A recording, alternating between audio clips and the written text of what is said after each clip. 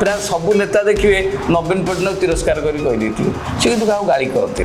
से गोटे भल स्वर्गीय गुण कोलिशन गवर्नमेंट थिला बीजेपी सरकार समय से गुड़े खंडे करप्शन होता जो करप्शन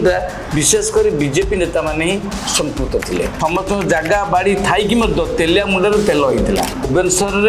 एवं कटक सरकारी जगह को बिस्कुट बांटिला भाया बांटी दे पारिबाबू प्रतिष्ठ हो कौन प्रकार नेक्स्ट जो इलेक्शन है नेक्स्ट इलेक्शन सहित कोलिशन भांगी जाता तो बीजेडी चले कनवर्धन सिंह से स्वर्गवासी हेले समीर देव मैंने संपूर्ण होगी जगह गुड़ा सब बांटी देते मीर महांती उमा सामंतराय वकिल सी मो पाखे जा पहुँचले इंग्लैंड था नवीन पट्टनायक से मत कहले आप गोटे केसटे करूँ आमर सांगठनिक इलेक्शन कहीं होना सहित स्टूडियो उपस्थित अच्छा ओडिशा हाइकोर्टर वरिष्ठ आईनजीवी श्रीनिवास महांती आसतु सहित आलोचना करवा सर आपको स्वागत जदि सर आम देखा 24 वर्षर नवीन पट्टनायक गोटे लंबा सफर आ 24 वर्ष नवीन पट्टनायक एरा को आपन केमती देखते मुझे कहि अति सुंदर प्रश्न पचार से विश्लेषण करवा नवीन सरकार जो 24 वर्षर जो शासन काल थिला से प्रथम शासन कालटा थिला तांकर बीजेपी पार्टी सहित कोलिशन शासन थिला तापरे आसिला प्यारीबाबूंकर जो प्रभुत्व आसिला प्यारीबाबू तांकर चाणक्य शक्ति द्वारा चाणक्य बुद्धि द्वारा से परिचालना कले तापर प्यारीबाबू को पुणी तापरे प्यारीबाबू को दमन लीला चलला गोटे किछि दिन चलला तापरे आसिला जाओ लास्ट इनिंग्सटा से मैंने पांड्यान जो विके पांड्यान तांकर से प्यारीबाबू स्थान सी भ्रमण करते ये भितर एबे गोटे चली माने कुश्चा रटना तांको ना रे कुश्चा रटना करवा चली जमीती जो माने कजिन ब्रदर को देखई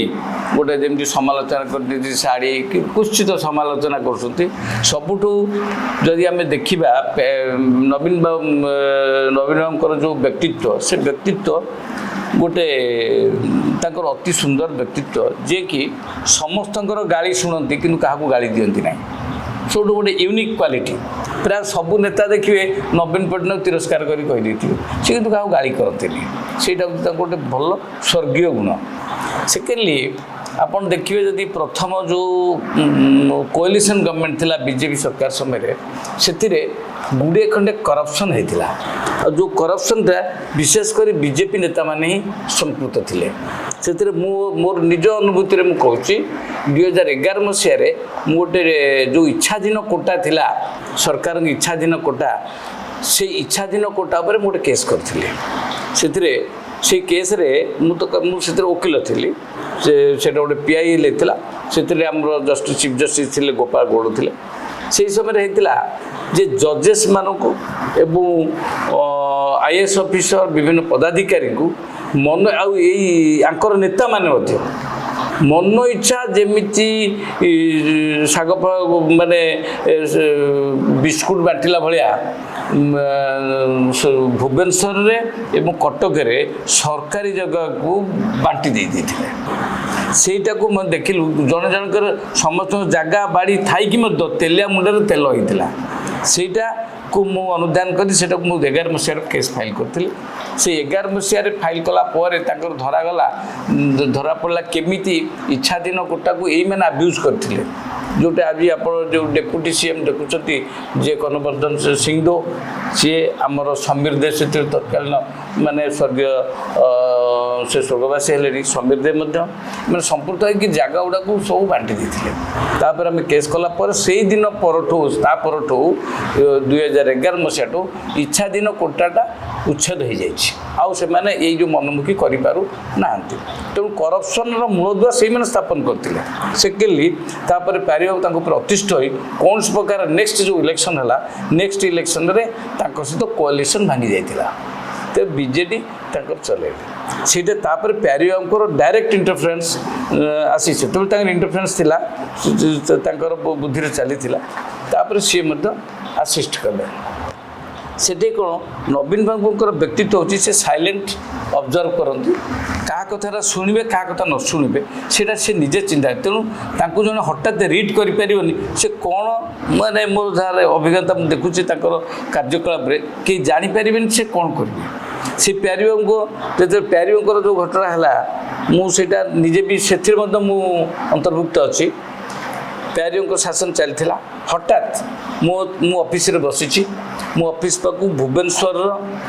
ଯେ ମେୟର ଥିଲେ ମିହିର ମହାନ୍ତି, ଉମା ସାମନ୍ତରାୟ ଆଉ ଆମର ଜଣେ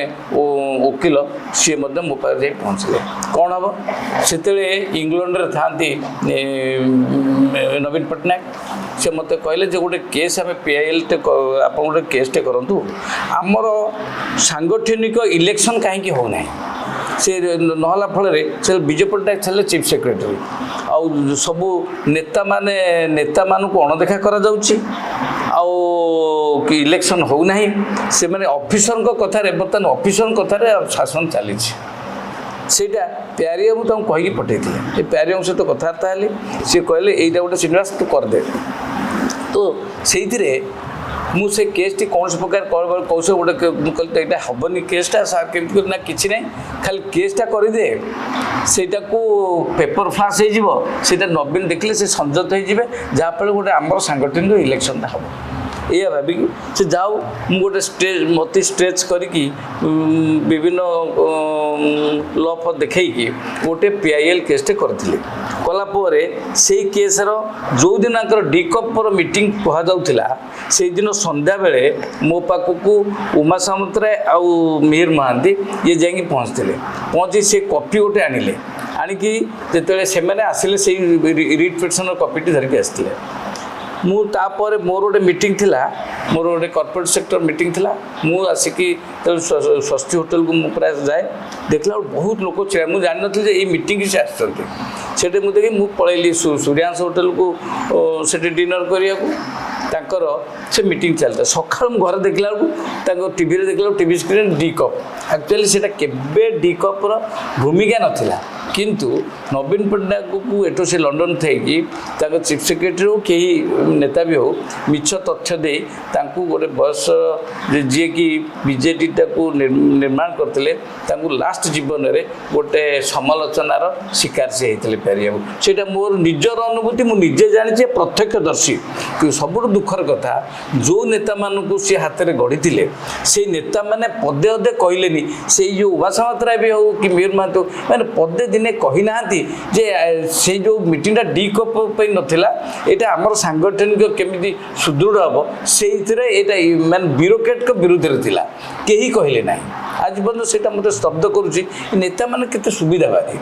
ଯଦି କେହି ଲୋକ କିଛି କରିଛି ସେଇଟାକୁ ରିକଗ୍ନାଇଜ୍ କରିବାରେ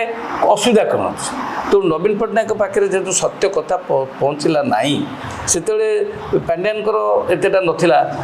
ତାଙ୍କର କନେକ୍ସନ୍ ନଥିଲା, ସେ ଚିଫ୍ ସେକ୍ରେଟାରୀ ଗଲା ପରେ ତାଙ୍କର ଆସିଲା। ତ ତା ପରଟା ଆପଣ ଦେଖିବେ,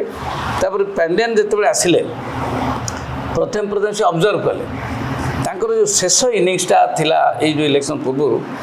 ଓଡ଼ିଶାରେ ପାଣ୍ଡିଆନ ଯେତିକି କାମ କରିଛନ୍ତି, ମୁଁ ଭାବେ ତାଙ୍କଠୁ best IAS officer, bureaucrat officer ତାଙ୍କଠୁ ବେଷ୍ଟ। କାହିଁକିନା ମୋର ମ୍ୟାକ୍ସିମମ୍ କେସ୍ ତ ମୁଁ ବ୍ୟୁରୋକ୍ରାଟ୍ଙ୍କର କରିଛି, IAS ଅଫିସର OAS ଅଫିସରଙ୍କର କେସ୍ କରିଛି। ସେଥିରେ ଓଡ଼ିଶା ହାଇକୋର୍ଟରେ ବୋଧେ ମ୍ୟାକ୍ସିମମ୍ ମୋର ସେଇ ତାଙ୍କର କେସ୍ ଥିଲା। ସେଥିରେ ମୁଁ ଦେଖିଛି ଯେ ତାଙ୍କର ଇଣ୍ଟେଲିଜେନ୍ସ ଅନ୍ୟ କାହାର ନାହିଁ।